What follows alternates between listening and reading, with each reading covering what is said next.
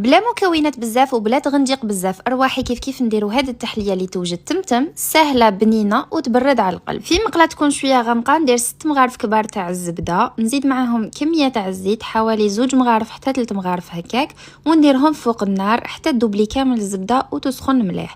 من بعد نزيد عليها 6 مغارف كبار تاع الفارينه ونبقى نحرك حتى نحمص هذيك الفارينه مليح، ونزيد عليهم من بعد 4 مغارف كبار تاع الحليب اون بودغ، ونبقى نحرك على نار تكون متوسطه حتى يتحمص لي هذاك الحليب والفارينه وياخذوا لون ذهبي شباب. وبعد ما يتحمصوا لي هكا مليح نخليهم دو كوتي، نحيهم من النار ونخليه يبرد. ونجيب الكاسرونه تاعي ندير فيها ريتله تاع الحليب مع نص كاس تاع السكر مع مغرفه صغيره تاع لافاني، نحركهم بارد في بارد، من بعد نحطهم فوق النار حتى يسخن الحليب مليح. بعد ما يسخن وكي قريب يغلي نجيب هذاك الميلونج تاعي الاول اللي كان برد ونزيدو على الحليب ونبقى نحرك بلو فوي، من بعد نرجع لا كاسرول تاعي فوق النار ونبقى نحرك حتى يتقال لو ميلونج. نطفي عليه ونجيب البيركس تاعي مع ان بسكوي، نجيبو نيمبورط كال بسكوي تحبوه مع شويه حليب، نبدا نشمخ لو بسكوي تاعي وندير به طبقه اولى، وندير فوقه طبقه تاع الكريمه هذيك اللي كنا وجدناها، ونعاود نفس الشيء 3 مرات، ندير طبقه تاع بسكوي مع طبقه تاع كريمه حتى نكمل كامل الكميه، وندخلها الفريجيدير تشد روحها شويه لو طون نوجد الطبقه الاخيره اللي درت فيها علبه تاع كريمه سائله وزن 200 غرام،